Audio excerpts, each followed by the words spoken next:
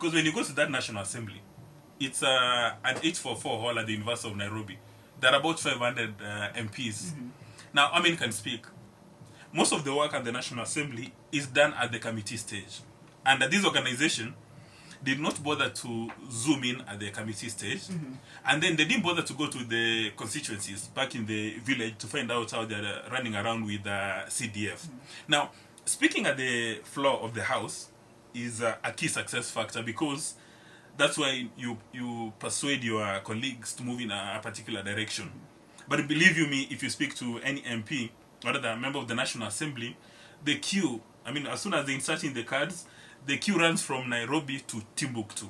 So probability of speaking is almost zero. Now, if you do not get the opportunity to speak at the floor of the House, not because you are seated at home having uji, but you've gone to the floor, but the queue is so long. But so how come then we have the same MPs speaking? How come we see the repeated faces? No, that goes to the second level of your conversation. Now, again, it depends on personal initiative.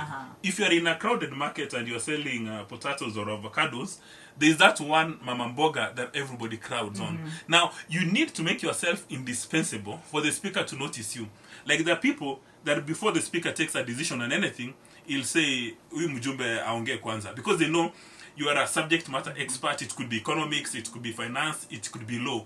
So when you go to the National Assembly, you've got the opportunity to shine. Make sure you are, for lack of a better word, you are top of the class, so that the speaker will always notice you. But if you do not differentiate yourself, so you are a normal member of the National Assembly, who cares about you? Nobody will even notice you. And I can bet my grandmother's cow, there are so many people at the National Assembly that the speaker doesn't know by name, as we have this conversation.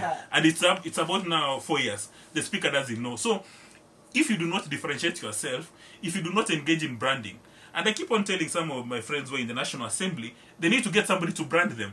There are, if you're somebody like Dr. Patrick Musimba, when you speak, people know you have a strong appreciation of politics, economics, and entrepreneurship. That the speaker can say, "No, wait a minute, before I take a decision, let me get a position from this MP." But if you go there as a run-of-the-mill politician, pole. But this organization should have gone to the committee, find out how they do their work at the committee, and the constituencies. Like, for instance, my MP, the Honorable Richard Onyonka, he doesn't need to go to the National Assembly. Although he's a member of the Budget and Appropriations Committee, a very strong economics mind, but he can win any election in Kisii because his CDF credential very solid.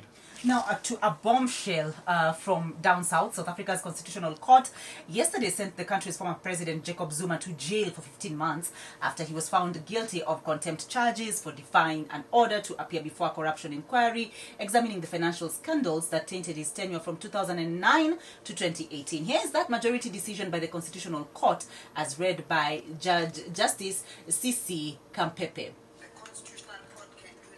But conclude that Mr. Zuma is guilty of the crime of contempt of court. Mr. Jacob Zuma is sentenced to undergo 15 months imprisonment. It reminds me of a statement on this show by our friend Ambrose Weda, who is an advocate of the High Court. Weda said that one can never win a war against the judiciary. Is that the lesson that Jacob Zuma is learning? I'll put it another way. When a court order has been issued by a magistrate or a judge, you must obey it. If for some reason you think it's a voodoo order, you don't like it, please go to the superior court to have it reversed. Now, Zuma is now going to serve 15 months, not because of his original sin, the accusation around corruption, no. It's because he refused to go to court. And there's a good lesson for Kenyans. The public servants of rank in Kenya, they're given court orders, they refuse. And we need to begin from, the court orders around Miguna, that he needs to come back home. They've been disobeyed with reckless abandon. The order by the Supreme Court that opened that server, it's been ignored, reckless abandon. So these public servants of rank, while they're in office, they enjoy a bit of immunity. And everything they do is anchored on impunity. Let it be known to them that they're going to leave that office. And when they leave that office, they're going to face the music. And this time round, in the past, Zuma had all the powers. But this time round, he's walking alone. So he's been found naked. He's been exposed and he's going to face the music. The UK Health Minister, you've mentioned him before, Matt Hancock, stepped down from his job after a leaked video showing him kissing an aide in the office at the time when he was telling people to keep social distance and observe COVID-19 protocols. I understand the enormous sacrifice sacrifices that everybody in this country has made, that you have made, and those of us who make these rules have got to stick by them, and that's why I've got to resign. Dismas, it just goes to show that politicians all over the world say one thing in public and do the exact opposite in private. But the difference is that elsewhere in the world, when you're caught with your pants down, then you take responsibility and you step down. For Matt, he was literally caught with his pants down and he's actually resigned. But in Kenya, that one doesn't happen because of the levels of impunity.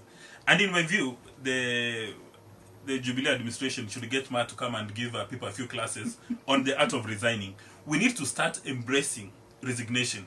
That if you've been given a public office and for some reason you have not been able to deliver, or you give fake promises, you go home. Now, till we get into that stage where people start resigning for this mischief, then as a nation, we are going to have serious challenges. Like, for instance, look at the Jubilee administration.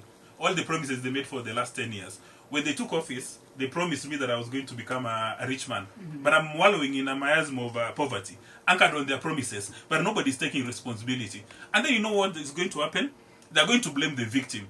But yet you are the one who is running down the economy. Mm-hmm. Like, for instance, there's a basic question that at some stage needs to be answered. Can somebody explain why milk in Uganda is cheaper than Kenya? Why even buying a car in Uganda is cheaper than Kenya? Why fuel in Tanzania is cheaper than Kenya? And it comes from the port of Mombasa. Travels all the way, but it's still cheaper.